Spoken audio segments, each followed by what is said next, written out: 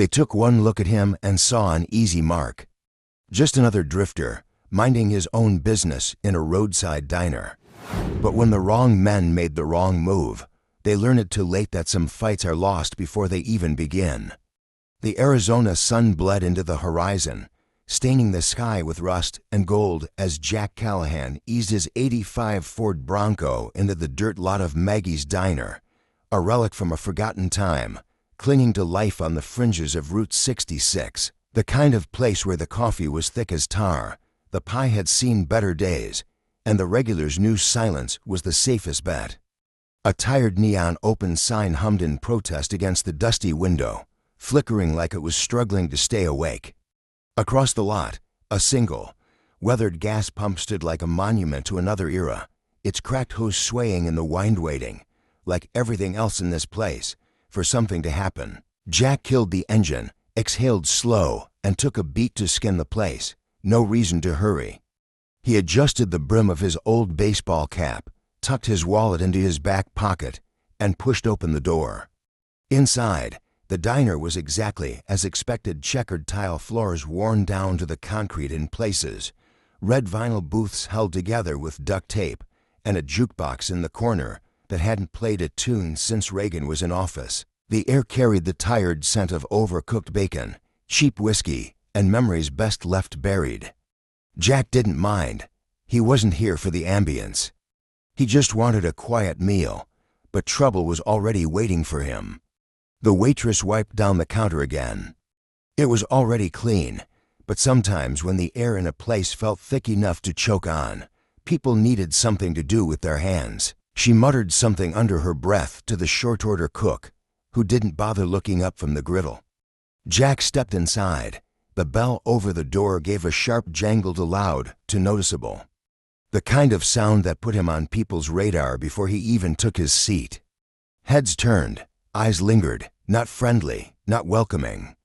The kind of stares a man could feel crawling up his back before he even saw them, suspicious, measuring, like a pack of wolves sizing up an outsider. In the far corner, a group of bikers sat sprawled out in a booth, their leather vests worn and patched with insignias that meant something to the right or wrong people.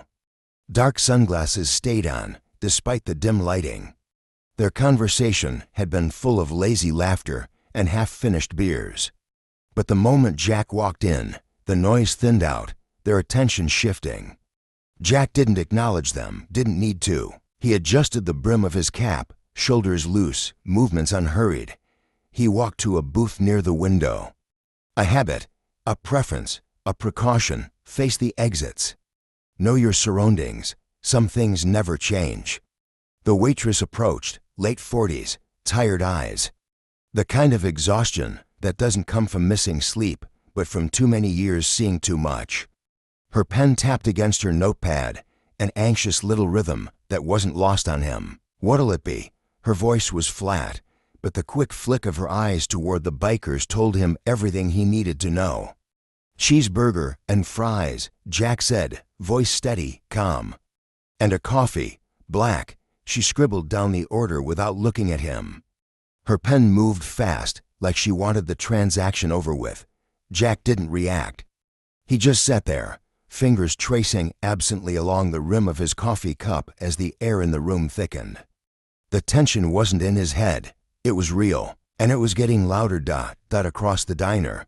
One of the bikers, a broad-shouldered brute with a thick beard and knuckles tattooed in heavy black ink, leaned back in his chair, speaking just loud enough to make sure Jack heard him.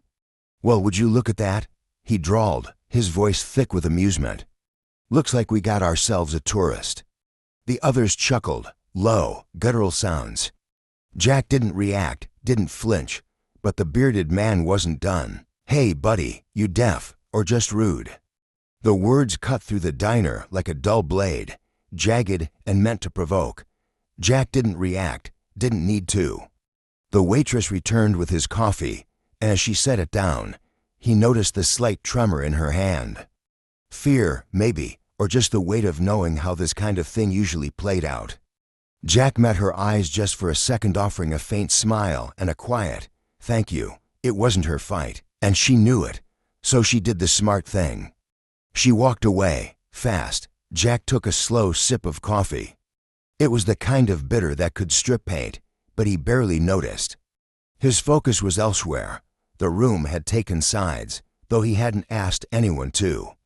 Outside, a truck rumbled past, the crunch of gravel under its tires the only sound breaking the silence. Inside, the air was thick, stagnant, like the moments before a storm. Jack knew how these things worked. He knew the rhythm of violence before it found its footing. This pause, this waiting was the inhale before the first strike. The bikers had stopped pretending. All eyes locked on him now, hungry for something he wasn't interested in giving. Maybe he's just shy, Beardman sneered, his lips curling into something that wasn't quite a smile. Or maybe he's lost. Ain't much for his kind out here. That did it. A laugh rolled through the group low, mean, the kind of sound that came with bad intentions. The diner wasn't big, but in moments like this, it felt smaller, tighter, like the walls were closing in.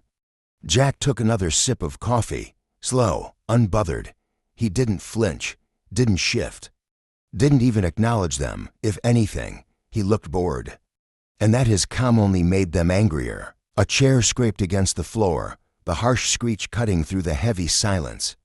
Beardman shoved away from the table, his boots hitting the tile with a solid thud, thud, thud as he swaggered forward. The others sat back, lazy smirks on their faces. They weren't going to stop this. They were here for the show. Behind the counter, the waitress stood frozen, her eyes darting between Jack and the advancing biker. Jack exhaled slow. This was going to be over quick. They just didn't know it yet. Beardman Travis stopped just beside Jack's booth, close to close. His leather vest carried the scent of stale sweat, cheap cigarettes, and bad decisions. "Hey, I'm talking to you, boy." The word landed like a slap, sharp, ugly, deliberate. Jack didn't react, didn't flinch, didn't look up. Instead, he set his coffee down gently onto the saucer. A quiet, precise movement. Then, finally, he spoke. "Something I can help you with." Even tone, measured, not aggressive, not apologetic. If anything, it was polite. But the way he said it, calm, deliberate, completely unshaken, made Travis hesitate. Just for a second, his eyes narrowed. "You're sitting where you don't belong. Don't you know how things work around here?" Behind him, the other bikers chuckled. One of them, a wiry man with stringy hair and a grin too wide for his face, called out, "Show him, Travis. Teach him some manners." Jack didn't acknowledge the voice. Travis did. Jack could feel the shift in the room now, the way the pack wanted blood, the way Travis needed to give it to them. Jack exhaled slowly, barely noticeable, but it was there. "I'm just here for lunch, that's all." The calm was what set Travis off. He wanted a reaction, needed one, something to justify what came next. So he slammed a fist onto the table hard, rattling the salt shaker, making the silverware jump. "I don't think you heard me, friend."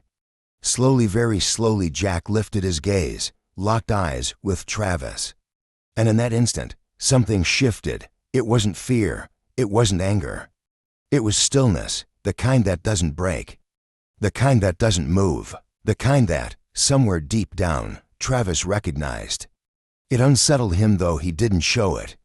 "Not yet." A beat passed. "Back off," Jack said. Quiet, even. Not a plea, not a threat, just a fact. Travis snorted, rolling his shoulders, trying to shove the moment off him, trying to hide whatever it was he just felt. "Oh yeah," he sneered. "Or what?" Silence. Total, absolute silence. Not even the hum of the diner lights. Not even the shuffle of nervous feet, because everyone in that room knew. This wasn't a question, it was a mistake. Even the cook had stopped flipping burgers. The air in Maggie's diner had turned into something heavy, something that made your skin prickle. Travis's patience snapped. "You're gonna learn some respect today." He lunged, hand reaching for Jack's collar. And Jack moved, fast, quicker than a man his size should be. His hand snapped up, catching Travis's wrist midair. Iron tight, unyielding, the biker froze. Not just from the pain, though Jack's grip was merciless, but from the realization. He wasn't the one in control anymore. Not even close. "Don't," Jack said softly. Not a shout, not a threat, just a warning. And that should have been the end of it. But Travis had a crowd to impress. He yanked his arm free, jerking back so hard he nearly stumbled. His pride took the hit harder than his wrist. He snarled, rolling his shoulders, trying to shake off the moment, trying to act like he still had the upper hand. "Think you're tough, huh?" He spat, flexing his fingers. "We'll see about that." And then he turned toward his crew. "Get up, boys." Chairs scraped, boots thudded. The air in the diner shifted again, thicker now, charged with something ugly. The rest of the bikers, 5 in total, rose from their seats, one by one, smirking, cracking knuckles, rolling shoulders. Jack stayed seated, watching them. No fear, no anger. Just that calm, unshakable stillness, and somehow that was worse.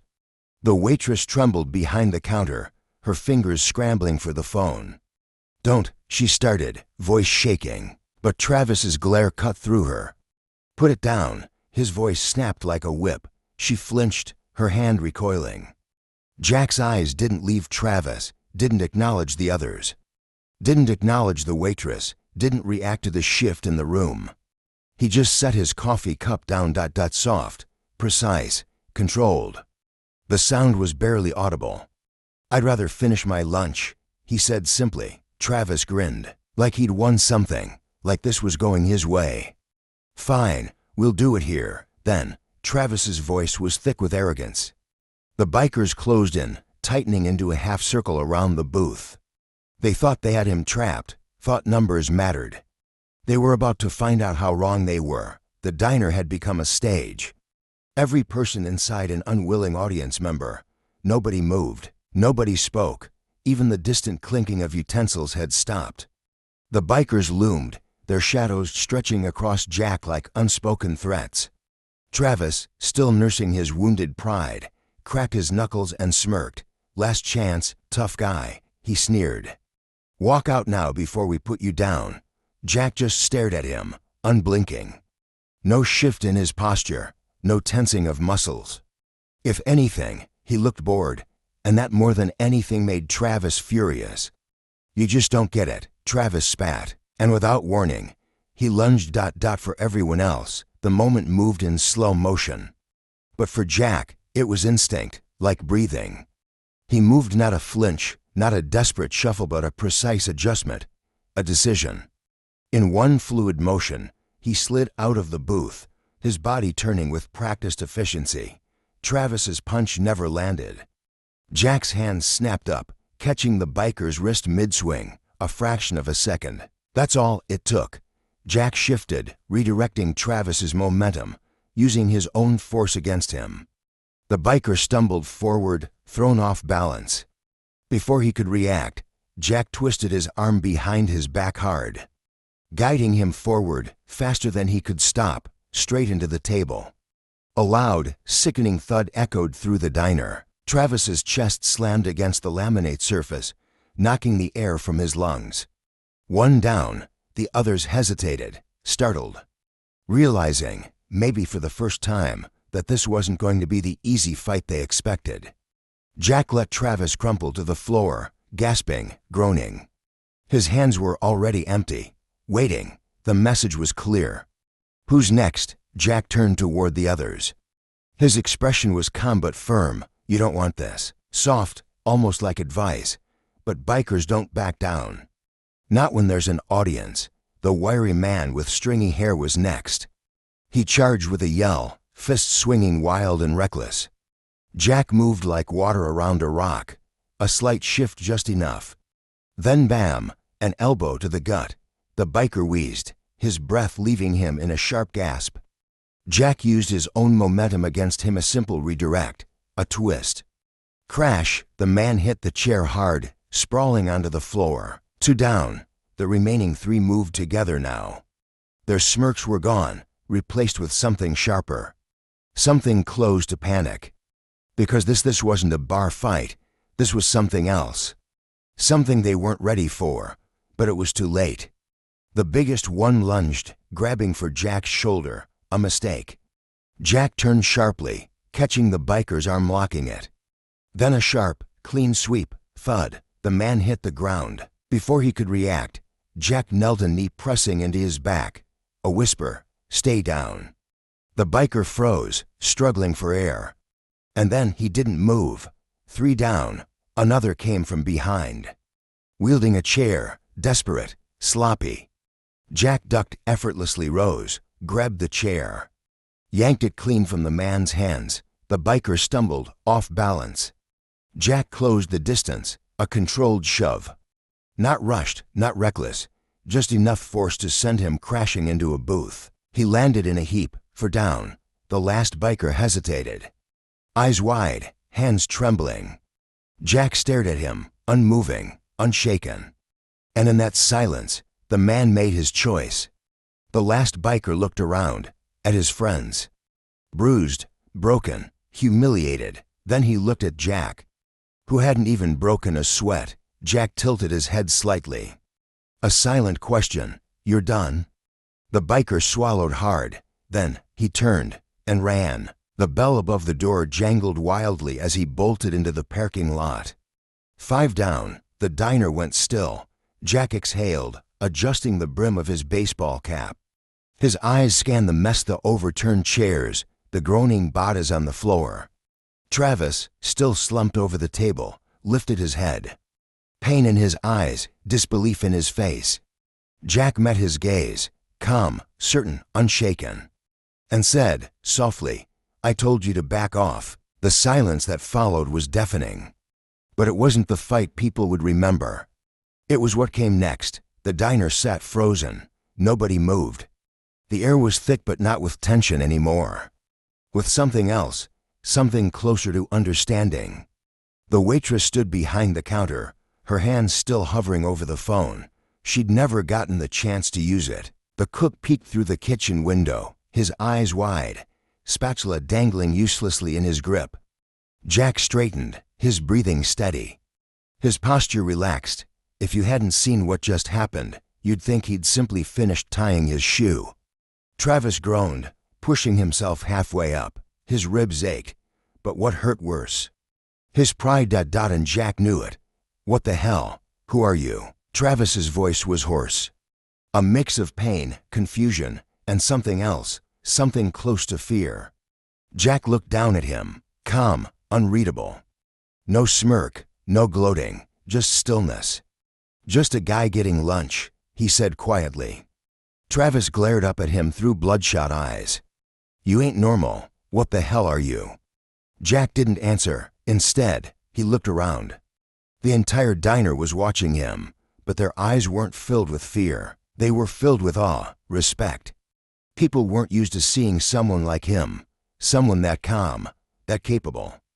Jack sighed softly, shook his head. "You don't want to know." The wiry biker, still slumped against a chair, coughed out, "You military or something?" Jack didn't answer, didn't look back. He just turned away, heading back to his booth. His plate was still there, burger and fries untouched, his coffee half full. He picked up a fry, took a bite. Like the last 5 minutes hadn't even happened. The waitress finally moved, stepping forward cautiously. Her voice shaky, "Sir, are you okay?"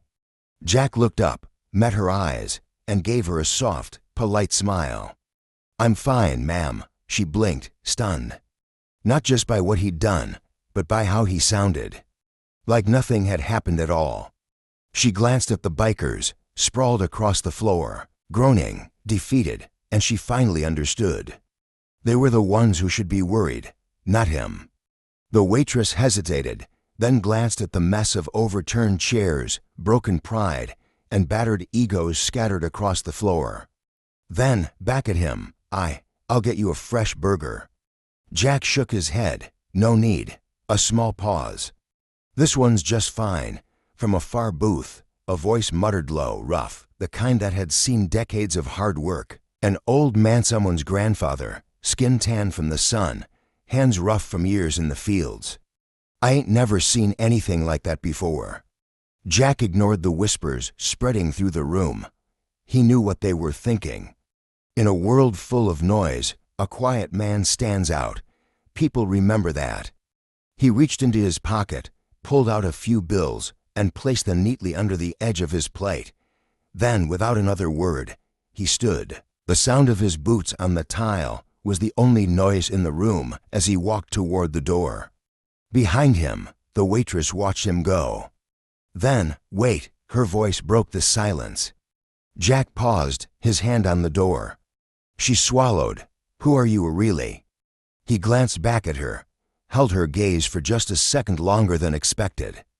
Then a small, almost imperceptible smile. Just a guy who knows how to finish his lunch. And then he stepped outside. The bell above the door jingled faintly as it swung shut behind him. Outside, the world felt quieter. The gravel crunched beneath Jack's boots as he walked toward his truck. Near the row of motorcycles, the biker who had fled earlier was still standing there. Waiting, watching, he didn't speak. Didn't move, just stepped aside. Jack climbed into his truck. Turned the key, the engine roared to life. Breaking the heavy stillness that had gripped the parking lot, Jack put the truck in gear, his eyes flicking once to the rearview mirror.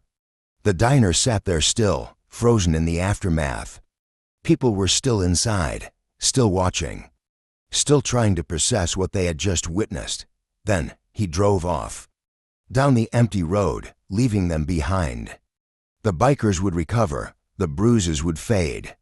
But the lesson that would stick: you don't judge a man by how he looks, by how he talks, by where he comes from, because sometimes the quiet ones are the ones you should never test. And for the people in that diner, the story wasn't over, it was just beginning. The small diner off Route 66 would never be the same. Word spread fast. A story like this one people told their friends, their family, their co-workers.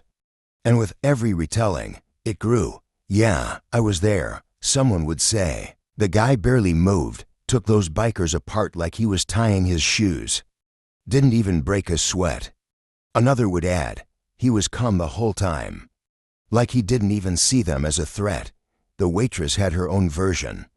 Her eyes wide as she described the stranger's stillness. His precision. I asked him who he was, she'd say. And you know what he told me? Just a guy getting lunch.